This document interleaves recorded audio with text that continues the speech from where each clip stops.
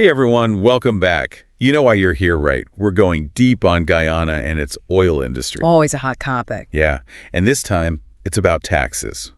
Or, more specifically, how some oil companies might be avoiding them. Definitely something worth looking into. We've got this new report alleging that some companies have found a pretty creative way to, well, not pay what they might owe.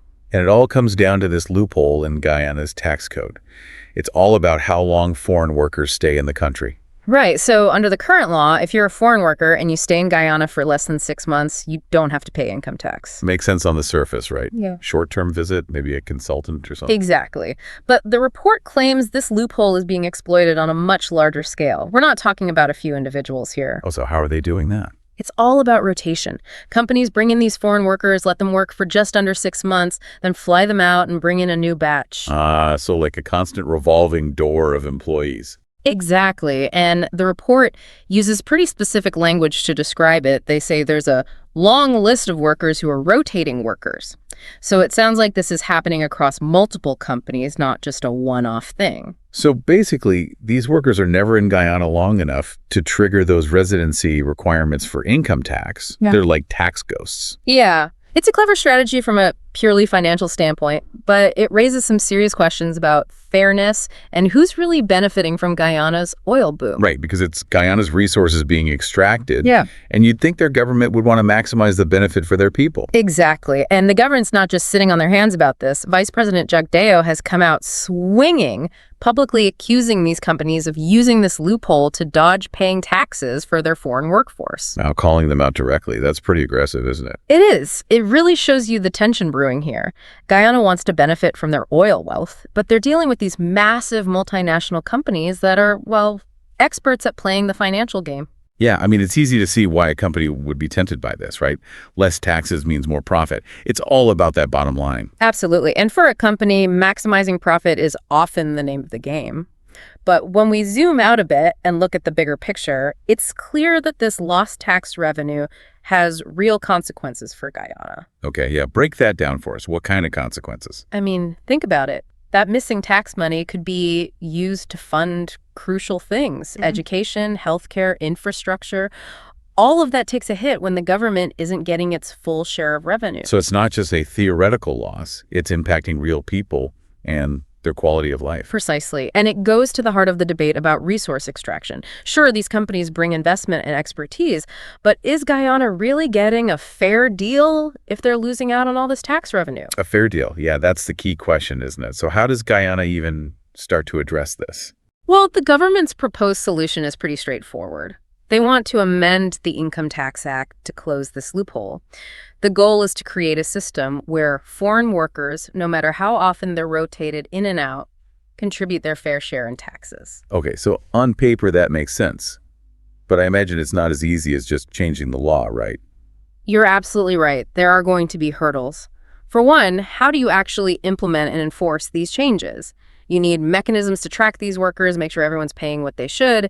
And then there's the potential pushback from the oil companies themselves. Yeah, they've got armies of lawyers, tons of resources. They're not just going to roll over. Exactly. This could easily turn into a David versus Goliath situation, a small nation trying to stand up to these global giants.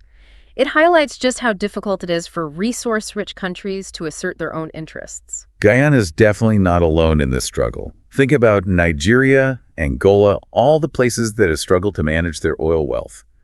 They all had to grapple with similar challenges. Exactly. It's a pattern we see repeated again and again. And Guyana's experience is like a case study, a warning almost, for other resource-rich nations. They need to be incredibly savvy about things like tax laws, contracts with these companies, and building up their own local expertise. So they're not just reliant on foreign companies and can ensure the benefits are shared more equitably. Exactly. It's about finding that sweet spot where you attract investment, extract resources, but do it in a way that benefits your own people and doesn't leave you worse off in the long run. It's a delicate balance for sure. Guyana's facing some tough decisions, and how they navigate this will have huge implications for their future. It's a story we'll be keeping our eyes on for sure. It's a fascinating one to watch unfold. It is.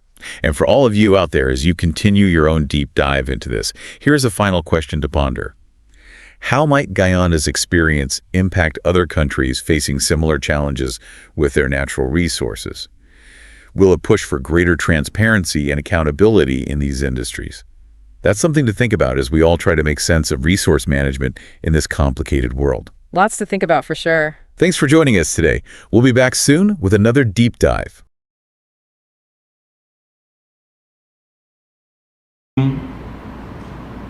Across my desk, and that was part of the local content secretariat came to their attention.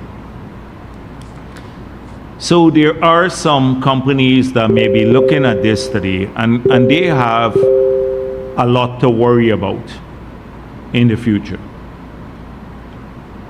So I've seen evidence that is available to the local content secretariat, where they have a long list of workers who are rotating workers, and a lot of them are in management. Now, the law says to qualify for a local content certificate, you have to have 25% of your people, or limit the management to 25% foreigners. 75% of your management has to be Guyanese. In the first couple of years, we gave some waivers because already companies had contracts with ExxonMobil, and the change out would require them to, would take some time. But this has become a loophole for some of them to bypass the legislation.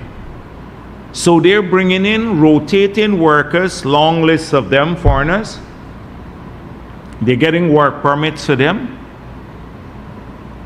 And we believe they're doing it for two purposes.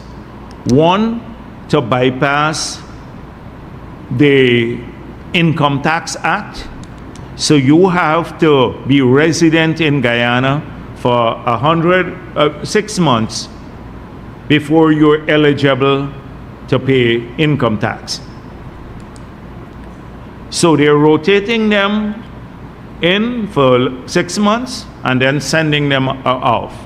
So they're bypassing the taxation of those individuals, their eligibility for taxation. That's one. And then sometimes they bring them back the following year, or bring some new people the following year. So I spoke with the commissioner, and we are now drafting legislation that will cover that loophole, because that used to be in our Income Tax Act in the past. So that's one, so that people who come to work for the oil and gas sector, they can't use this creative mechanism of rotating the foreign workers to avoid paying taxes. That's one.